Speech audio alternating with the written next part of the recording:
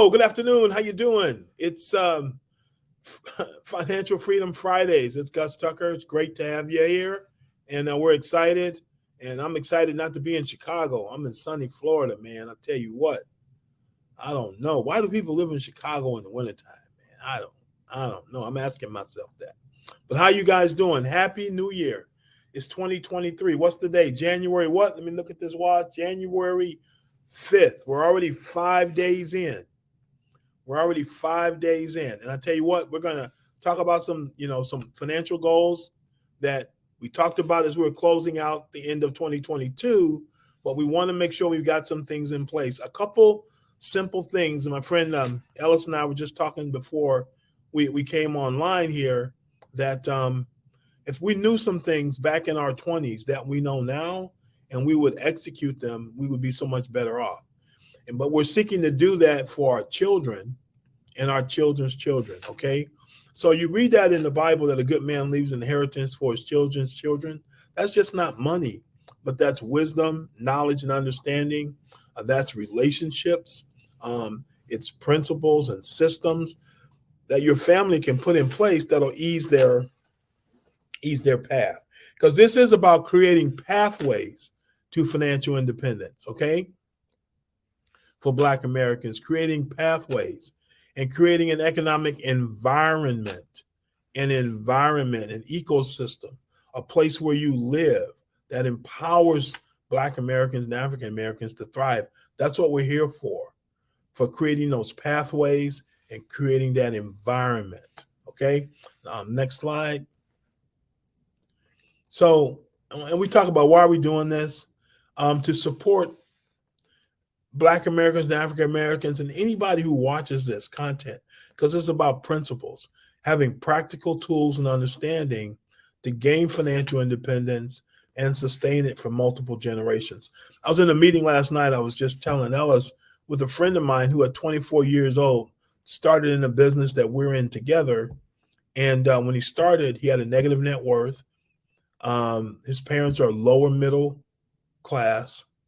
But by applying many of the principles we're talking about, he was able to go from that to where he's now doing research on starting a family office. What's a family office? A family office is where you have attorneys, tax professionals, CPAs, real estate developers and investors, and other kind of investors. They only have one client. And what's that client? Your family. So it's called a family office where they help develop and execute the strategies that make sure your family's wealth continues to multiply on in the future. So imagine that, going from negative net worth to in 25 years or so, starting your own family office. And many of the principles that we're talking about during our time together are the same ones he used. Why? Because he taught them to me. Okay, so please don't sleep on this information and think, oh man, this guy talking about this again. Oh, I'm telling you, this is what's up. Okay, it's what the wealthy are doing to create wealth. It's not a secret, but the secret is in actually doing it. You see in red, it says in applying the practical tools and understanding. In school, you get an A for knowing. In life, you get an A for doing. Okay, let me say it again. In school, you get an A for knowing something. In life, you get an A for applying it and doing it, okay? So that's what this is about doing it, do it. And that's why Nike says just do it. It doesn't say just think about it. It says just do it. Don't just think about it, okay? Next slide. So our whole goal is in our time together, as we go through the next slide, is to create financial independence. And financial independence is a place where you have enough assets in place where your assets are creating wealth for you, whether it's a business you own, whether it's real estate, whether it's intellectual property, but you have the capability to have your assets actually begin to make money for you. Ellis, if we could get the next slide and the next one now. Yep, that'd be good. So what we talked about is we're going to talk about what is financial independence and how can it be developed by Black people for Black people by applying ourselves in some different ways. Because look, it's not easy being a Black person in America, but we can't operate as victims. We have to operate as victors in our own mind. Okay, and know that greater the He is in us than He is in the world. We can win if we have a strategy, but we need to have a strategy that we apply together. So we're gonna look at some writings of a guy for this month, probably next month, and then we're gonna get back to you know practically applying these things and have that being the focus. But the problem is, since 1860, we're less than 1% of the wealth in America, and we got to work together as a group to change that. And we're going to do that. It is amazing that we're where we are given what we've been through. Okay, it's amazing Black people are where they are today, given what we've been through and what we've come through. Okay, so if we could go to the next slide. So it's all about leadership, and guess who our leadership is? It's you. Okay, and we need to be involved in the process of choosing the leaders through political process, but also being a leader first in our family, then in our community, where we work, and then on greater and greater levels, so that the right kind of thinking is going into the policies that are being executed. So you don't like what's going on? Great. What are you doing to change it? Okay. So we need you in leadership so we can have economic justice and wealth and power. We need you. So that will help us get organized and articulate what our desires are and what we want to see happening going forward. Next slide. The civil rights movement did a lot of great stuff. Okay, but the one thing that we didn't do in the civil rights movement was economic empowerment.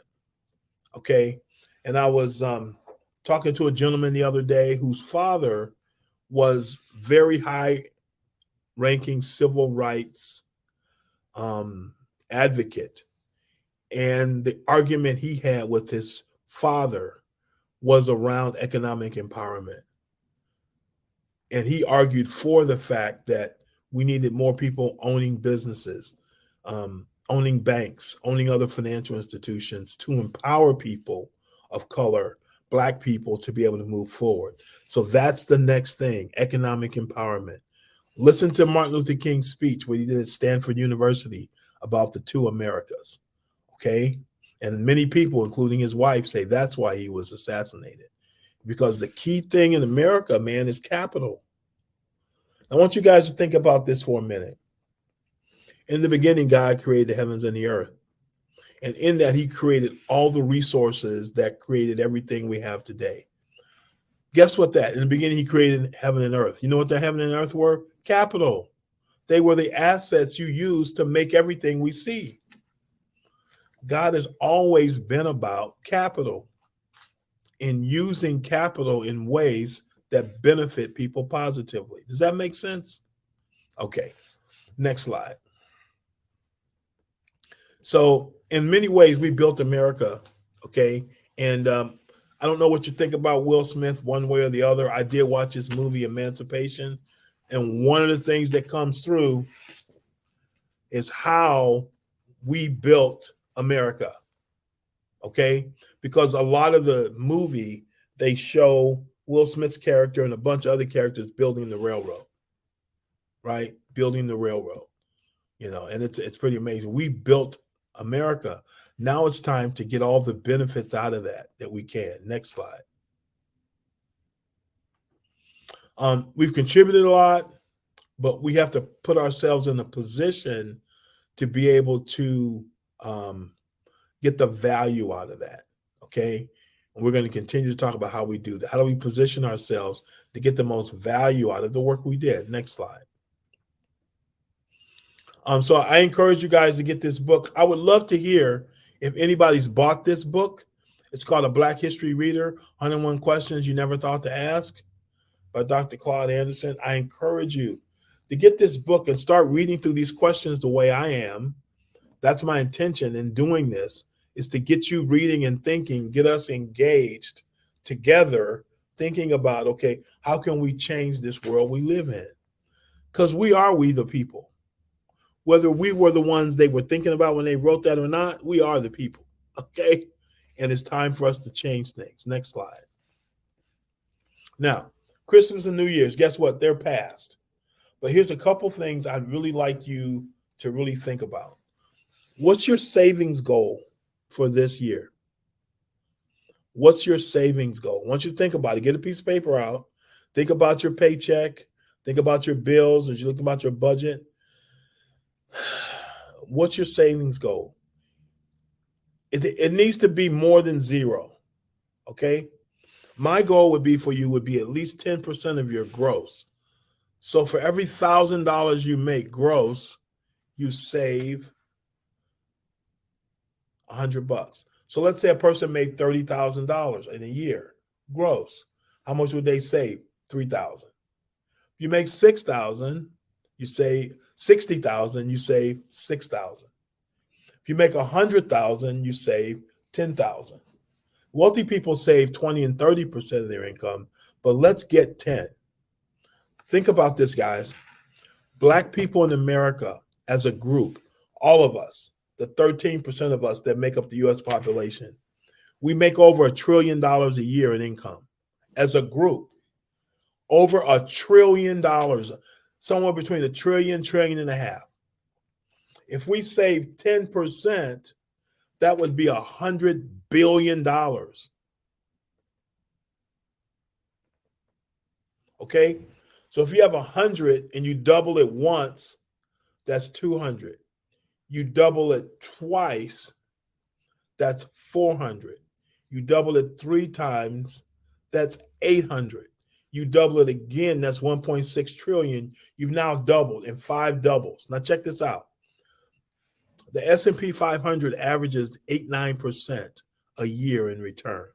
The rule of 72, and we covered that. We've covered this. The rule of 72 says if you take an interest rate, divide it into 72, it tells you how many years for your money to double. So let's say it's getting 8%. That means your money will double every year. That means 9 doubles would be 45 years. We'd go from 100 billion to 1.6 trillion over 45 years. And that's not adding any money to it. If every year we're still doing that 10% and we're adding 100 billion to it and we're investing, we'll have tens of trillions of dollars that Black people would have to reinvest in their families, Black businesses, into the economy. So our whole economy is only $14 trillion. In the next 50 years, we could have 50, 60 trillion as a people, which is 4 or 5 times all the money that's in America right now. But deciding to do what? Save 10%. Save 10% and then turn around and invest some of it.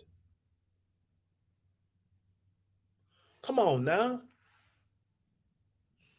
Can we do that? What's your savings goal for 2023? So that's 10%. And I encourage you to have an investing goal too. Wait a minute.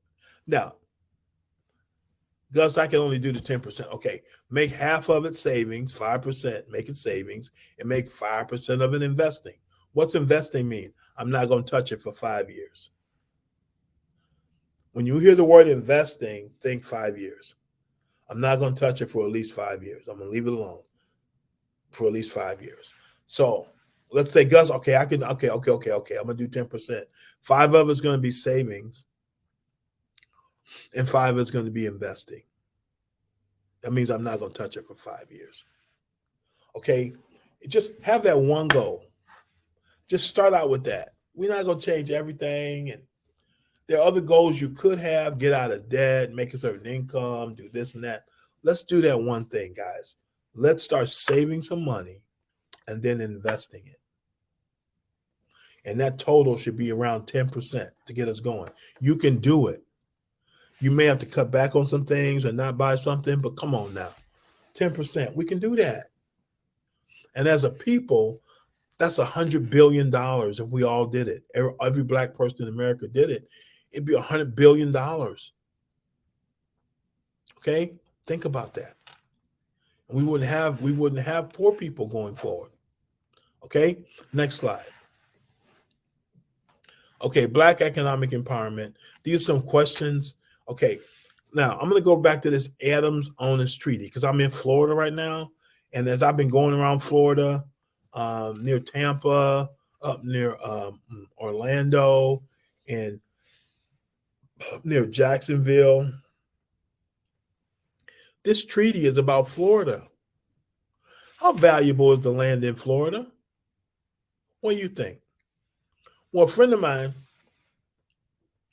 bought a house in Florida 2 years ago. And he bought it at like $190 a square foot. Okay. It's a 7-figure number, okay? 2 years later, guess what the value of his square footage is right now? He bought it at over $350. So if he sold it, yeah, he'd have to find somewhere else to live. He'd make twice what he paid for it almost in 2 years. What's that called? Appreciation. Where at? In Florida. This treaty in 1819 between Spain and the United States, the Adams-Onis Treaty. Please go look that up, read about it, and work hard. I'm trying to find the actual document so I can read the actual document, not what people said about the document. But Dr. Anderson talks about in section 6 of this document, the language reads that the free Black people who were in Florida were, 1, to be made citizens of the United States, and 2, would be able to keep their land. And when was that? 1819.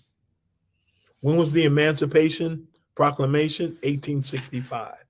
So this was 40-some years before that. These Black people in Florida were supposed to be free and be landowners. That land was taken from them, and they were continue to be slaves. So let me ask you a question. What would the value of that land be today from 1819 to today? Oh my goodness.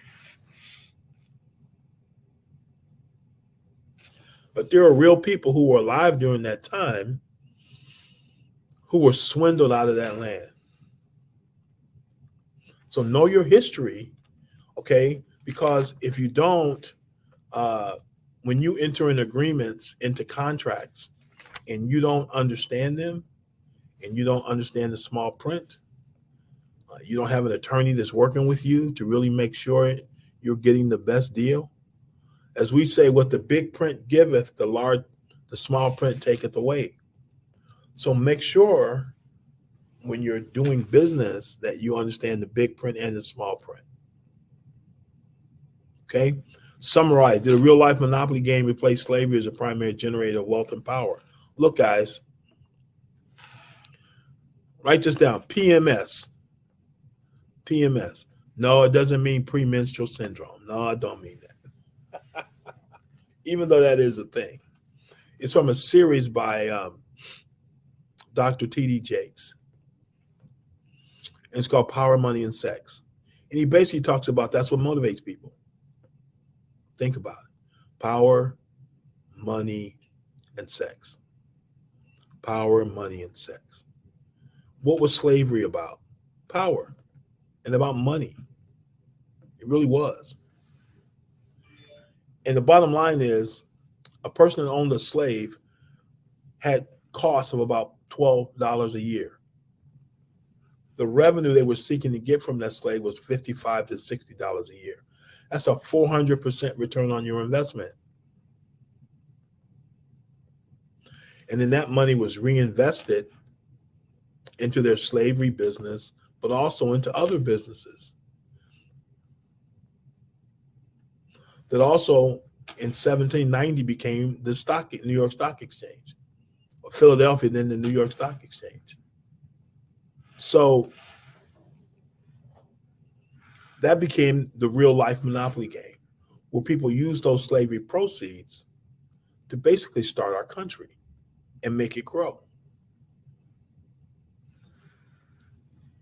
So think about that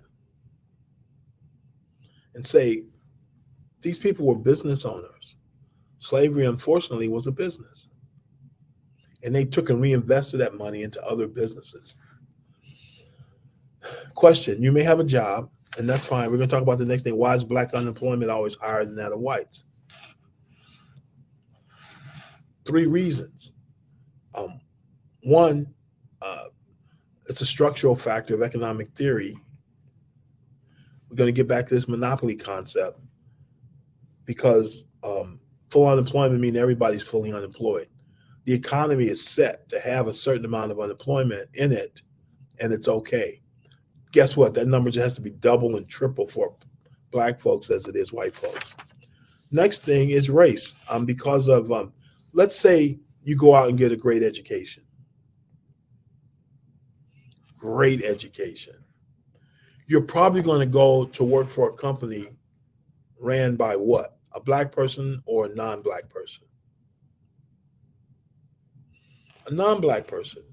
So you've now educated yourself to be in an environment where you may not be valued as much as the person sitting next to you that isn't a black person. So what have you done? You've educated yourself, but put yourself in somewhat of a hostile environment. I'm not saying every white person is hostile to you, but people tend to hang out with people that look like them. It's just nature. It's human nature. It's human nature that we gravitate towards people who look like you. What happens when you're somewhere and you see somebody of color that looks like you? Yeah, how you doing? And you automatically feel some kind of way towards them.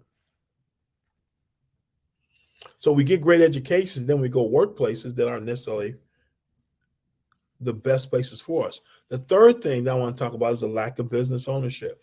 Everybody that hears my voice, figure out how to own a business. You may work for somebody, that's fine, but at the same time, own a business. One, it'll cause you to do better at your job because you'll begin to see things from an ownership perspective and you'll make more money and get promoted. But also, you have another stream of income. Has anything been happening with jobs lately in America? Have any people been being laid off? Has that happened? Sure, it has, big time. Well, if you had a business that was making 20, 40, 50, 60% of your regular income, where would you be if you got laid off? In a lot better shape. So please look at business ownership. Where you live, there's probably an Urban League. They've got an entrepreneurship center. You ought to go check it out. Where you live, they have something called SBDCs, funded by your tax dollars. What does that mean? Small business development centers that are free in your state, that you can go and take classes and get help on formulating a business plan and starting a business for free. Your tax dollars are paying for it. Small Business Development Center. Okay? And if you went to college somewhere, that school is probably teaching entrepreneurship or has online or in-person ways for you to learn entrepreneurship. Some way, somehow, start a business in 2023. Okay? Start a business in 2023. There it is, Small Business Development Center. Just Google the name of your city. Atlanta, Small Business Development Center. Houston, Small Business Development Center. Los Angeles, San Diego, Detroit, Chicago, whatever. And they'll come up. And go there and take advantage of services that you're paying for to help you develop a business. Okay, our government, we just hired the first guy. His name is Don Cravens, Cravins, Cravins. The Minority Business Development Association. It's a federal agency whose job is to help people of color, specifically Black people and people of color, develop businesses. They have government money and people in the government whose job is to help you start a business and develop that business. Take advantage of it. There's something called the Black Chamber of Commerce that exists to help you. All these are tools that are available to you. Small Business Development Center, SBDC, Minority Business Development Association, MBDA, run by a Black brother. Okay? The Black Chamber of Commerce, another tool. So we can increase the ownership of companies owned by Black people, people of color. Okay? Now, I'm just going to make a statement and I want you to go check it out. Who's benefited the most from affirmative action? What group of people? What group of people? I'm just going to tell you, white women. What? Not Black people, not Latin people, Spanish speaking people, not Asian people. No, white women. Get Claude Anderson's book, read question number 69. Should Blacks withdraw from affirmative action programs instead pursue racial reparations? And he talks about the number one benefit for affirmative action has been white women. Have labor unions been an ally of Black workers? You ought to read what his thoughts are about that in here. I want to close you out with this.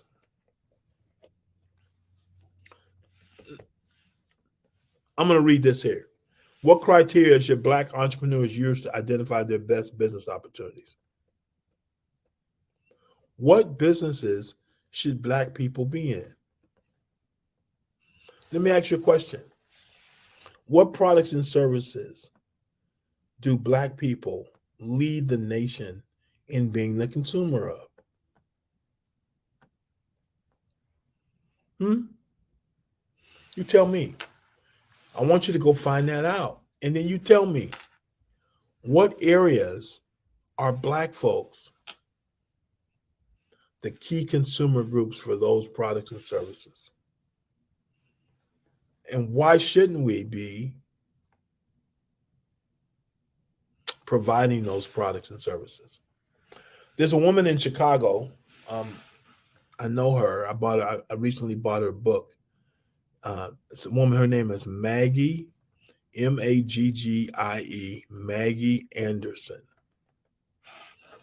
Google her and get her book on buying Black for a year and live her struggle in trying to shop and purchase products for her family, her Black family, upper middle class family here in a very nice suburb of Chicago, and trying to buy it from Black vendors. And her struggle in finding a Black grocery store. Finally, this group of guys bought Save-A-Lot grocery stores, and now they're Black owned in Chicago. And we're gonna have 6 of them. They're turning over the ownership of them now. But it's real hard to go to. Is there a Black owned grocery store near where you live? Huh? Think about the products you buy all the time. Week in and week out, week in and week out, week in and week out. They're on your grocery list. Either to eat, to clean your home, to clean your person, personal care, home care, food, wearables, things like that. Things you ingest. How many of them are done by Black folks? Those are businesses we need to be in. I want you to think about that as you're thinking about your economic future and the economic future of your family.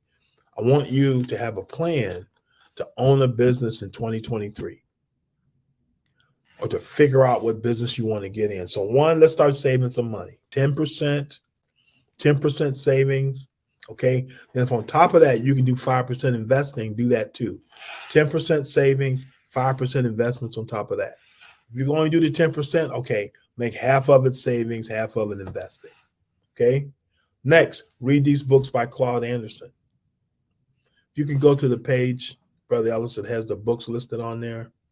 Yeah, here they are. Get these books and read them. Begin to stimulate your thinking. Okay, say one, save. Two, get these books, read, develop your mind. Third thing is, what business are you going to start in 2023? What business are you going to start in 2023? Or at least decide on which one you want to be involved in or what industry, okay? And check out those small business development centers and they can help you with that process, okay? So these are some practical things that you can do and think about to move yourself towards financial independence. Like this show, send it to people. Just want to challenge you to think, want to challenge you to take action, okay? You guys have a great weekend. It's Gus Tucker here at Financial Freedom Fridays. Like the show, share it with other people, take advantage of these resources that are available to you. And man, let's make something happen big time in 2023. All right? Peace.